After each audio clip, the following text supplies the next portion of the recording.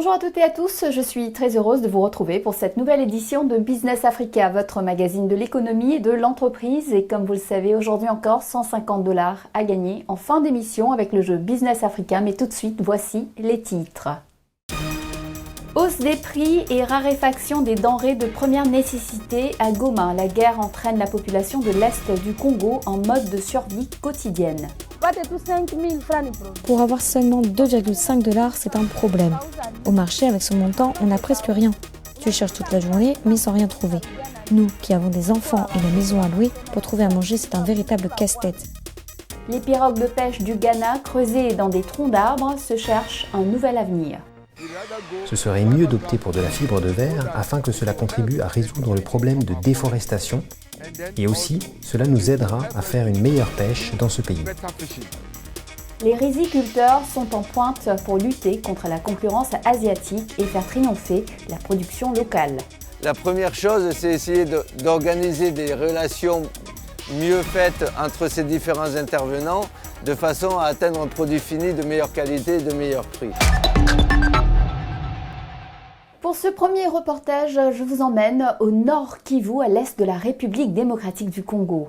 C'est dans cette région que des affrontements opposent depuis mars 2022 les forces armées de la RDC au groupe rebelle du mouvement du 23 mars, le M23. La ville de Goma vit sous la menace croissante d'un blocus total, avec pour conséquence la raréfaction des produits vivriers locaux de première nécessité et la flambée des prix. Notre journaliste sur place, Daniel Micho Moulouné, a suivi cette situation en pleine dégradation. Regardez. Au marché à la ligne installé au quartier Yimbi dans la ville de Goma, Yvette Bouengue est une commerçante de longue date. Son travail est la commercialisation des charbons de bois. Depuis qu'elle a commencé son travail, elle n'a jamais vécu la situation qu'elle est en train de traverser ces jours. Presque vide, son dépôt jadis bondé témoigne de la rareté des produits sur les marchés. Pour faire face à cette situation, Yvette a plongé sa famille sous un régime alimentaire et décide ainsi de suspendre son seul travail. Avant, nous vendions ce sac à 25 $ et celui-ci à 30 $. Mais à cause de la guerre, le sac de 30 $ se vend actuellement à 60 $ et celui de 25 $ est à 50 $. Le problème est que nous partons chercher le charbon du bois très loin. Un sac de charbon que nous achetons à 60 $. Il nous arrive de le revendre même à 45 $ et nous manquons de clients preneurs. Nous sommes coincés par cette situation car nous ne savons plus comment répondre aux besoins de la famille. Pour faire face à cette situation, nous réduisons le repas et parfois les enfants passent des nuits sans manger. Il va nous falloir rester à la maison sans travail. La même situation affecte les autres commerçants de la ville de Goma. Madame Ombeni Matabaro est une commerçante de la farine au marché Virunga.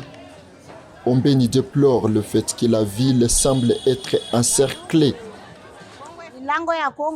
Toutes les portes de la ville sont actuellement fermées. Si tu vas chercher des produits à Rutshuru, on te tue. Si tu pars chercher dans d'autres villages du pays, on te tue. On n'a pas la paix partout où on devrait chercher des denrées alimentaires. Adidja Chiza est une femme ménagère qui vit dans la ville de Goma. Victime de cette situation, elle ne sait plus comment contourner la crise qu'elle traverse. Certains de ses enfants doivent faire recours au vol, d'autres ramassent des déchets plastiques qu'ils vendent aux usines de recyclage des déchets pour soutenir la famille. Pour avoir seulement 2,5 $, c'est un problème. Au marché, avec ce montant, on n'a presque rien. Tu cherches toute la journée, mais sans rien trouver. Nous, qui avons des enfants et la maison à louer, pour trouver à manger, c'est un véritable casse-tête. Pour survivre, nos enfants viennent ici dans cette poubelle. Ils ramassent des bouteilles qu'ils vont vendre pour trouver à manger. D'autres sont devenus des voleurs à cause de cette situation. Ils ne peuvent rien pour les parents. Vraiment, c'est un sérieux problème. Conscient de la gravité de la situation, Kaloume Bachara, docteur en économie, analyse les causes de la dégradation. Il y a les causes liées à la conjoncture externe, telles que l'inflation importée. Il y a les causes naturelles, par exemple la rareté des précipitations, ainsi de suite. Il y a aussi les causes internes. Alors, il se trouve qu'en RDC, nous sommes victimes de deux causes parmi les trois que j'ai citées. Principalement, nous avons un problème au niveau de la conjoncture externe. Pourquoi? Parce que il y a augmentation du prix au niveau du marché international, parce qu'il y a la rareté des matières premières d'une part, mais aussi la hausse du prix du carburant. Et nous pouvons proposer à l'État d'améliorer l'infrastructure au niveau de la province, avec en fait de faciliter l'évacuation des produits agricoles des lieux de production vers la ville de Goma. Mais aussi, voilà. Donc, une proposition va revenir toujours, l'amélioration de la sécurité dans notre contexte. Parce que, comme je vous l'ai dit, la main-d'œuvre quitte le milieu agricole vers la ville. Alors que les affrontements se poursuivent entre l'armée congolaise et les rebelles du M23, plusieurs cargaisons de marchandises sont bloquées à la frontière de Ishasha, à la limite entre la RDC et l'Ouganda, au nord de la ville de Goma. Les staticos se poursuivent depuis la suspension du trafic routier lors de la prise de contrôle de la route nationale numéro 2 par les rebelles du M23, lundi 13 juin 2022. Et à noter, depuis le tournage de ce reportage, un cessez-le-feu a été mis en place à la suite de la médiation des chefs d'État de la communauté d'Afrique de l'Est. Reste à savoir si son impact se fera rapidement sentir sur le quotidien des habitants. Pendant ce temps, les signaux négatifs s'accumulent pour l'économie ougandaise voisine. Le pays, qui a beaucoup souffert de l'impact de la pandémie Covid, puis de la sécheresse, traverse une grave crise budgétaire. Le gouvernement a annoncé se tourner vers les banques commerciales dans l'espoir de trouver plus de 500 millions de dollars pour financer une partie du déficit. Des tensions financières se font déjà sentir dans le paiement des salaires des fonctionnaires. Le gouvernement du Ghana a décidé d'acquérir 20% de la production d'or des compagnies minières opérant dans le pays. Ces achats se feront en monnaie locale. Selon l'agence financière Bloomberg, le gouvernement serait en pourparlers avec la Compagnie nationale de pétrole des Émirats arabes unis pour un accord de troc d'or contre des importations de carburant. L'objectif serait notamment de réduire la demande en dollars, alors que la devise du Ghana s'est effondrée de plus de 57% cette année. Et maintenant, direction les côtes du Ghana. Ici, les superbes pirogues peintes creusées dans des troncs d'arbres sont un plaisir des yeux dans ces communautés de pêcheurs en bord de mer. Pourtant, derrière des couleurs vibrantes et la force de l'artisanat local, une nouvelle réalité plus sombre se profile. L'amenuisement des stocks de poissons et la menace de la déforestation ont un impact croissant sur la vie des pêcheurs et sur cette riche tradition des pirogues creusées dans les arbres. John Awetwi nous en dit plus. Regardez. L'agitation qui règne sur ces débarcadères fait partie du quotidien de ces pêcheurs. Nana Juju Salomon a travaillé dans l'administration de la pêche pendant plus de 35 ans. Il est actuellement membre exécutif du Conseil national des pêcheurs en canoë du Ghana.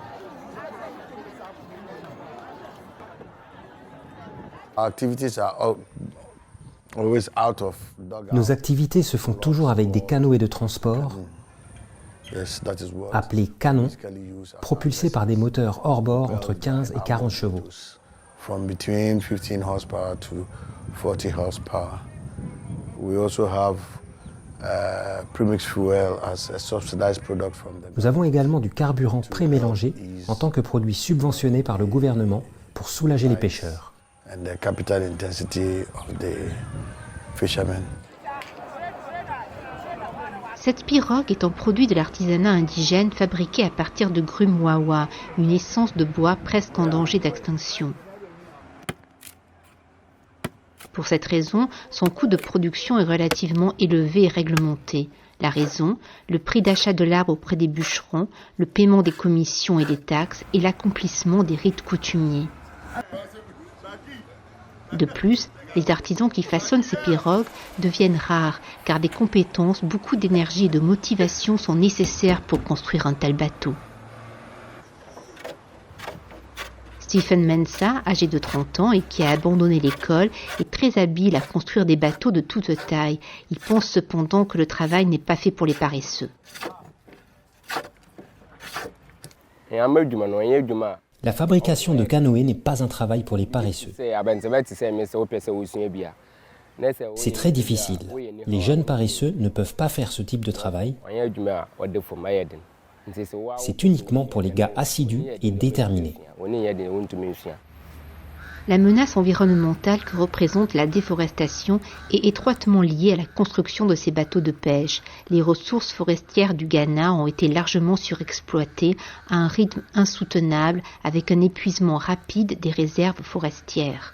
Le problème majeur est le fait que la politique forestière est inefficace et que les utilisateurs du produit ligneux n'ont pas de plan à long terme pour replanter les arbres wawa. Cependant, il y a de l'espoir que des technologies alternatives puissent être explorées. Tony Danso, un ingénieur mécanique qui travaille avec la technologie de fibre de verre, propose ainsi l'adoption d'autres alternatives.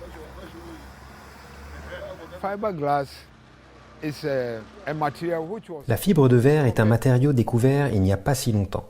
Et il a été utilisé pour fabriquer de l'artisanat plus léger. Quand il a été utilisé pour des bateaux en mer et sur l'eau, il a été découvert qu'il était plus léger et rapide. Et aussi la viscosité entre le matériau et ensuite la surface de l'eau était si faible.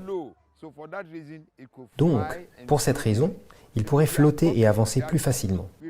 Ce serait mieux d'opter pour de la fibre de verre afin que cela contribue à résoudre le problème de déforestation et aussi cela nous aidera à faire une meilleure pêche dans ce pays. À l'heure actuelle, la durée de vie moyenne de ce type de pirogue est inférieure à 10 ans. Confrontées à la côte rocheuse, ces embarcations sont endommagées plus fréquemment que prévu, ce qui accroît d'autant la demande de pirogues neuves. Les défis de l'entreprise de pêche ne manquent pas, selon Nana Juju Solomon.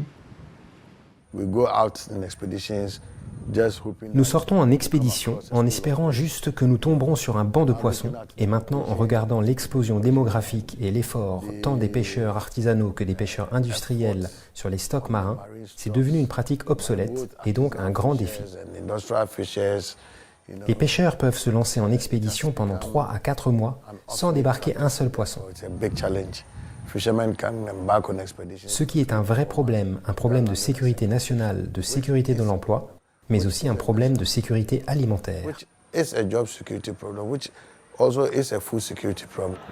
L'industrie de la pêche florissante du Ghana fournit des emplois et des moyens de subsistance à près de 10% de la population, tandis que la contribution de l'industrie de la pêche au PIB du pays est estimée à environ 5% au cours des 20 dernières années.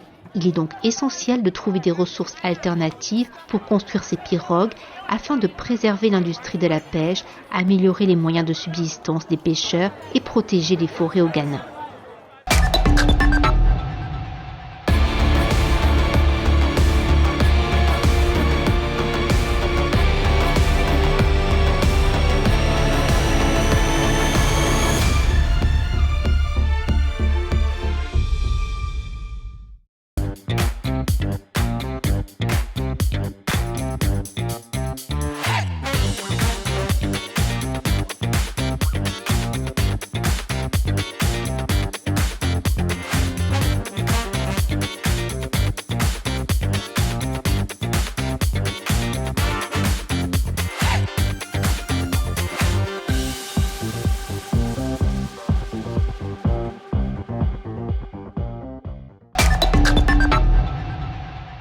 Bienvenue dans la deuxième partie de notre émission.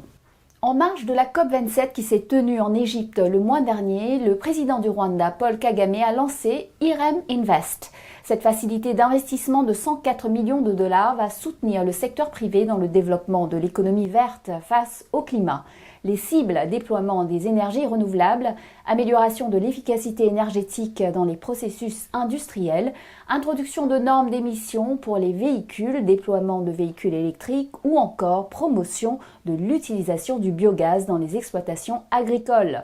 Il s'agit d'un partenariat entre la Banque de développement et le Fonds vert du Rwanda. Pour en savoir plus, j'ai rencontré à Sharm el-Sheikh lors de la COP27 Teddy Mugabo, présidente du Fonds vert du Rwanda. Teddy Mugabo, bonjour. Pouvez-vous nous dire ce qu'est le Rwanda Green Fund? Merci. Le Fonds vert du Rwanda, le Rwanda Green Fund, est un fonds gouvernemental créé en 2012 avec pour mandat de mobiliser les fonds nécessaires pour aider le gouvernement à réaliser son programme d'action climatique. Nous avons donc des objectifs ambitieux en matière d'action climatique. Nous voulons devenir une économie neutre en carbone d'ici 2050. Mais il y a aussi une enveloppe. Nous devons mobiliser 11 milliards d'ici 2030. En tant que fonds, nous travaillons avec des partenaires de développement. Nous attirons les fonds dans un fonds commun, puis nous les distribuons à plusieurs projets, notamment dans les secteurs publics et privés. Pouvez-vous m'en dire plus sur le type d'investissement que vous réalisez ? Nous investissons donc dans plusieurs secteurs, dont l'agriculture intelligente, la restauration des paysages, la mobilité électrique et les villes durables. Il s'agit donc d'un mélange d'adaptation et d'atténuation, mais aussi de création d'emplois verts et de renforcement de la résilience de nos communautés locales. Nous considérons donc que le changement climatique ne peut être dissocié du développement, car les personnes les plus vulnérables au changement climatique sont les plus pauvres. Nous en tenons donc compte lorsque nous investissons dans notre projet. Quels sont les mécanismes de financement mis en place pour investir dans la jeunesse afin de lutter contre le changement climatique ?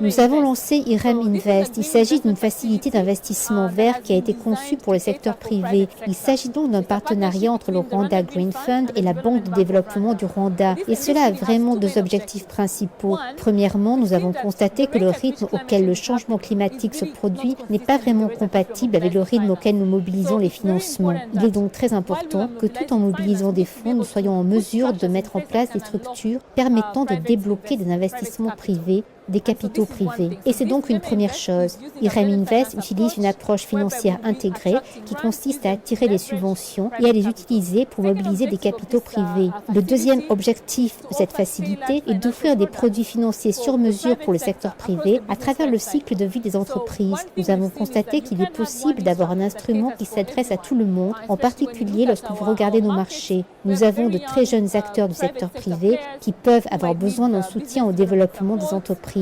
Certains d'entre eux veulent des subventions pour tester et piloter. C'est donc ce que va faire cette facilité d'investissement. Elle offre des subventions pour la facilité de progression des projets, l'aide à des projets bancables qui seront ensuite pris en charge par la facilité de crédit qui se trouvera à la Banque de développement du Rwanda et qui offrira des garanties de la dette tout en s'assurant que nous fournissons des financements concessionnels. Les jeunes Africains de 10 à 17 ans sont la nouvelle cible des services financiers. Safaricom vient ainsi de lancer M-Pesa Go pour les ados et les pré-ados. L'objectif est d'améliorer l'aptitude des plus jeunes à gérer l'argent. Ils pourront effectivement en envoyer, en recevoir, acheter des crédits téléphoniques et accéder à leur propre version de l'app M-Pesa. Tout cela sous le regard attentif de leurs parents qui seront seuls habilités à les enregistrer pour accéder à ces services. En revanche, les jeunes ne pourront pas retirer d'argent, en emprunter ou encore accéder à des opérations de change ou de paris en ligne. 3 consortiums chinois ont été présélectionnés au Nigeria pour la construction d'un pont de 37 km estimé à 2,5 milliards de dollars. Le projet serait un partenariat public-privé. Il constituerait le 4e pont de la ville de Lagos, traversant la lagune pour relier la capitale économique du pays aux villes de Lekki, Langbasa, Bayekou et Itamata. Sa réalisation permettrait de décongestionner l'une des plus grandes métropoles africaines. Arriver à vaincre la concurrence du riz asiatique, c'est la priorité au Sénégal. Dans ce pays d'Afrique de l'Ouest, les riziculteurs ont du mal à écouler leur production, mais d'importantes quantités sont toujours importées. Le Sénégal est d'ailleurs le 2e importateur de riz en Afrique après le Nigeria. Comment sortir de cet engrenage ? Notre journaliste Éric Mounier a posé la question aux agriculteurs sénégalais. Regardez. L'Afrique de l'Ouest importe pour plus de 1,5 milliard d'euros de riz chaque année. Ici, sur le port de Dakar, 80% de la consommation des Sénégalais arrive d'Asie et d'Amérique du Sud. Pourtant, même s'il est généralement de moins bonne qualité, le riz local est beaucoup moins cher. Mais les riziculteurs locaux n'arrivent pas à fournir les quantités suffisantes. Pourtant, le pays dispose d'un territoire exceptionnel. Avant de se jeter dans la mer, le fleuve Sénégal forme un immense delta avec un potentiel de 250 000 hectares cultivables. Aujourd'hui, seulement un quart est exploité pour la culture de riz, majoritairement par de petites exploitations familiales. Je divise mon champ en 3 parties, avec des riz différents sur chacune d'elles. Ces variétés n'ont pas les mêmes qualités. Par exemple, la 177 est parfumée. Je la garde pour la consommation, et ce sont les autres variétés que je vends sur le marché. Comme M. Diop, la plupart des agriculteurs gardent une moitié de la production pour leur consommation personnelle et vendent l'autre moitié. Au moment de la récolte, le riz est débarrassé de sa tige et de sa fleur. C'est ce qu'on appelle le paddy. Ensuite, il est transformé par les riziers qui le décortiquent et le blanchissent. Il est alors prêt à la consommation. Pour environ 100 kg de riz récolté, il reste à peu près 66 kg après les transformations nécessaires. Au total, les riziculteurs sénégalais fournissent 150 000 tonnes de riz consommable, très en deçà de la demande du pays, estimée à plus de 600 000 tonnes. Depuis 2008, l'État sénégalais a lancé de grands travaux pour aménager le site du delta du fleuve et augmenter la production de riz. Il est prévu qu'on ait au moins 100 000, 1 million de tonnes donc de riz blanc, ce qui correspondrait à 1 500 000 tonnes de riz paddy. Avec ça concerné tout le Sénégal. Et la part de la vallée en ce moment tournerait autour de 950 000 tonnes. Le riz est gourmand en eau et pour augmenter les surfaces de production, de très nombreux travaux d'irrigation sont nécessaires. Le coût d'aménagement oscille entre 4 et 5 millions de francs CFA à l'hectare, soit entre 7 et 8 000 euros pris en charge par l'État sénégalais. Ce dernier bénéficie également du soutien financier de bailleurs de fonds comme l'Agence française de développement. C'est le cas pour cette parcelle de 2500 hectares en cours d'aménagement, dont les terres seront ensuite réparties à des agriculteurs privés. On a fait des lots de 5, 10, 25, 50 hectares qui vont être attribués après une procédure compétitive à des demandeurs de parcelles, donc qui vont être jugés en fonction de leur capacité à devenir ces agriculteurs privés et qui développent leur activité et dans des conditions économiques très rentables. Le passage d'une agriculture familiale et artisanale à une agriculture orientée vers la rentabilité impose de nouveaux circuits de commercialisation. Faute d'un accord avant la récolte, les producteurs dépendent totalement de l'offre et de la demande et n'ont aucun moyen de se prémunir contre une baisse brutale des cours, due par exemple à un surplus de production. Un manque de coordination qui pénalise aussi la commercialisation du riz. À 400 km de là, à Dakar, la société Sencom est un des 5 plus importants importateurs de riz. Il y a quelques années, sa directrice décide de tenter l'expérience de commercialiser du riz local. Une tentative qui s'est soldée par un échec, faute d'approvisionnement. On s'était inscrit dans la qualité. Donc l'usine, on lui avait fixé des normes pour cette riz. Ils étaient capables de le faire, ils étaient outillés pour le faire, mais le problème, c'était le problème d'approvisionnement en riz paddy. Donc sur une année, on n'a même pas pu faire 1000 tonnes, sur toute une année. Donc c'était assez décourageant. C'est l'un des grands chantiers du secteur du riz, la création d'une organisation dans laquelle tous les partenaires s'entendent avant les récoltes. Une façon d'assurer une meilleure cohérence entre la production et la commercialisation. La première chose, c'est essayer d'organiser des relations mieux faites entre ces différents intervenants de façon à atteindre un produit fini de meilleure qualité et de meilleur prix. Si le produit fini se vend à un meilleur prix, in fine, tous les partenaires en bénéficient. Cette organisation interprofessionnelle concernerait les producteurs, les grossistes et importateurs, les commerçants locaux et les riziers. Elle permettrait certainement d'approvisionner correctement le marché de Dakar. Là, sur les étals, il pourrait concurrencer le riz asiatique. Et ce sont les ménagères sénégalaises qui trancheront entre les deux. C'est de l'importé, c'est du bon riz. À chaque fois, j'en prends pour moi et mes parents. Oui, c'est vrai que beaucoup de gens achètent le riz importé. Mais pour moi, le local est moins cher et meilleur. Avant, je ne consommais que du riz importé. Mais maintenant, je prends du riz local uniquement. Je le trouve meilleur et surtout, on dit qu'il est bon contre le diabète. Parce qu'il a moins de sucre que le riz importé. La filière sénégalaise du riz est à l'aube d'une nouvelle ère avec de nouveaux aménagements, des variétés de meilleure qualité et une interprofession organisée. Mais ces mesures ont un coût et cela pourrait avoir un impact sur le prix du riz sur les marchés. Les acteurs de la filière devront alors s'entendre pour rester concurrentiels face au riz asiatique. À défaut, c'est l'ensemble du secteur qui pourrait être menacé. C'est le moment de récompenser les fidèles de Business Africa. À vous de répondre aux questions qui suivent. Si vous êtes tiré au sort parmi celles et ceux qui auront donné les bonnes réponses, vous gagnerez 150 $. Il s'agit du jeu numéro 591. Tous à vos crayons, écoutez bien les 2 questions qui suivent et bonne chance à vous. Première question. Quelle est la durée moyenne de vie d'une pirogue traditionnelle au Ghana? 2 ans, 5 ans, 10 ans. Deuxième question. D'où provient majoritairement le riz importé en Afrique? D'Europe, d'Asie, d'Amérique du Sud? Vous connaissez les réponses, vous pouvez participer dès maintenant en allant sur notre site africaonair.com à la page replay, répondez aux questions, remplissez bien votre formulaire et bonne chance. Surtout, n'oubliez pas d'indiquer vos coordonnées, nom, adresse, téléphone, mail. Avec les réponses, bien sûr, le gagnant recevra 150 $. Rendez-vous sur notre site africaonair.com à la page replay pour les modalités. Félicitations, vous avez donné les bonnes réponses de notre émission numéro 590. Le nom de notre gagnant s'affiche à l'écran. Petit rappel. Première question. Quand sont arrivés les véhicules électriques dans les transports en commun du Cameroun? Réponse en 2014. Deuxième question. Qui sont les clients de Working Ladies? Réponse, des femmes. Voilà, Business Africa, c'est fini pour aujourd'hui. Je vous retrouve la semaine prochaine, même chaîne, même heure pour Initiative Africa. Nous retrouverons nos invités de cette année et les meilleurs extraits de nos émissions 2022. En attendant, vous pouvez revoir cette émission sur notre site africaonair.com et nous suivre sur nos réseaux sociaux. N'hésitez pas à liker, partager et commenter en utilisant le hashtag Business Africa. Prenez soin de vous et à la semaine prochaine. Thank you.